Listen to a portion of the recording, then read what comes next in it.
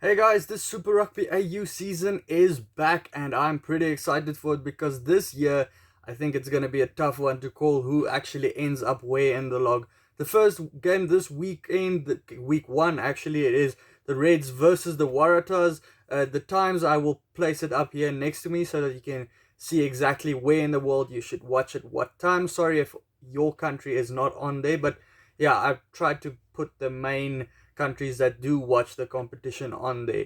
If you do want me to add your country, just let me know, then I will see what I can do.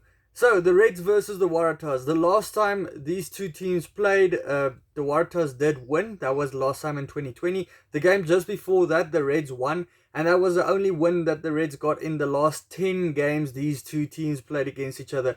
The Waratahs, they also beat the Reds in their preseason game. I would not have expected that. Unfortunately, I couldn't have watched the preseason game, so I'm doing blind predictions over here, but I'm pretty good at it. So let's continue with it like that.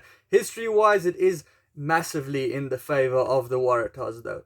If we do look at the sides, you can see both of them relatively inexperienced teams. The Reds, they are a lot more experienced now, with a lot of those guys now being Wallabies after last year. And the thing for the Reds are they kept most of their players. If you want to see what transfers happened over the off season, I did make a video for that. You can watch it with a link up there. So the two front rows with Futahika, Murphy and Zander for the Reds, with Harry Johnson Holmes, Horton and Bell for the Waratahs. I think if you have to look at those two front rows, the Waratahs probably favor it there. They're a little bit better. Murphy, he is in at the hooker. I don't know what is going on with Paenga Amosa. You can maybe let me know if he's injured or what's going on over there. Murphy, he's always been pushing Paenga Amosa to kind of get that spot. I don't think he's a bad hooker. He's always impressed coming off the bench. So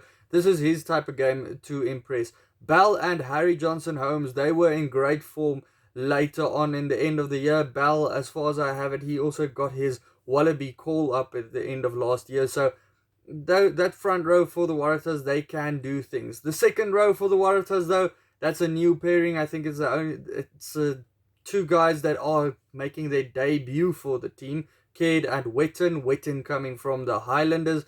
Uru and Blythe for the Reds.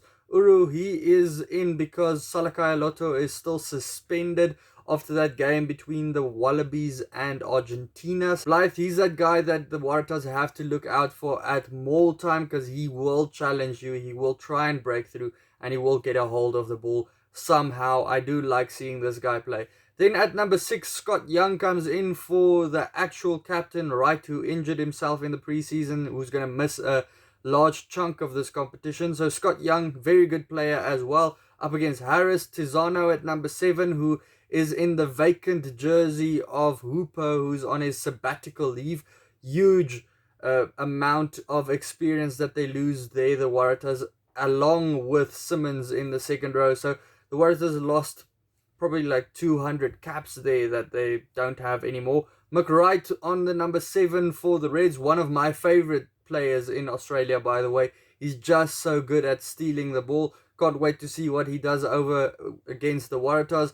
Then Harry Wilson versus Dempsey, two guys that play a very similar style of play. They will bash into players. They will try and get these crazy offloads through. Can't wait to see what they do this week. Tate McDermott versus Gordon. It's two Wallaby number 9s. Gordon, he is now the captain for the Waratahs this season, versus McDermott, who is, yes, he's good. He's very good at attack, especially with sniping around the fringes, but sometimes his passes aren't too good. James O'Connor at number 10, he's the captain for the Reds at this moment, is the standout in captain, versus Will Harrison.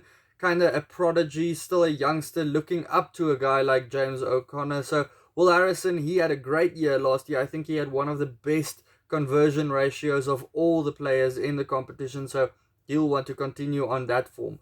In number 12, a guy that never misses any tackles, Hamish Stewart for the Reds. He's a guy that's small for number 12. You won't think that he's that good at defending. Joey Walton at number 12, a guy that can play at number 12, 13 and on the wings. Hunter Paisami, who played all the games for the Wallabies last year, so he's going to want to improve on his form and kind of solidify that choice that they made of him being picked for the Wallabies the whole time. Going to solidify his position as the first choice, number 13 at the Reds as well. He played at 12 as well, as far as I remember, for the Wallabies. He's up against Parisi, who used to play for the Reds a couple of years ago before shifting over to league. Back then he was actually in contention to become a Wallaby. At number 14, Pataya, also a guy that plays at centre. They're talking about, I think, who was it? Horan, who talked about him maybe being on a number 15 position where his future will lie in the Wallabies. Daigunu, he's on the number 11 jersey for the Reds as well. Very good player. He was good in the start for the Wallabies last year, but kind of fell out of favour after a couple of big mistakes. He has the tendency of getting a couple of cards, yellow cards, even red cards in games. James Ram is up against Daigunu. James Ram, he was also in the Wallabies squad. He didn't ever get a game, but he was also in that squad last year. Maddox, he's getting his 50th game at number 15 versus Jock Campbell, a guy that I think should be a Wallaby if he continues playing as he does last year and the year before. Going on to the benches, there's a couple of debutants for both of these teams. I don't know too much about any of these debutants, so you can maybe inform me which ones I should really look out for. A big name on the bench for the Reds, Tupou. I really thought he's a guy that should have started. Don't know why he finds himself on the bench. You can maybe let me know on that. Sorovi as well, a guy that he played a couple of games on the wing last year as well. He just brings some intensity to the Reds team when he does come on. Hegarty also finds himself on the bench. He plays number 10, 15. Yeah, I've never been a massive fan of Hegarty. He just plays an average game in my opinion. Don't know. Then for the Waratahs, the big names over there, not much. Their bench is probably lacking a little bit if you have to compare them to the Reds. A big name over there, a guy like Nawakanita Wase, he's back from his injury. Really happy to see him there because he's a youngster that he's earmarked for big things, and with that injury he had last year, unfortunately that blocked his progression for a couple of months there. So guys, it's difficult to make a prediction in a game like this. I think the Waratahs might have a tough season ahead of them, even though their coach is saying they'll gun for a title here. I don't know. Looking at that team, I don't know. But you can't win a game on paper. I think the Reds have this one in the bag. Reds to win it by 10 points. Let me know your prediction down in the comments below. Also, remember to join the SuperBru pool, also down in the comments below. Hit the subscribe button if you don't want to miss any of these AU action predictions. And then I'll see you for the next one. Cheers.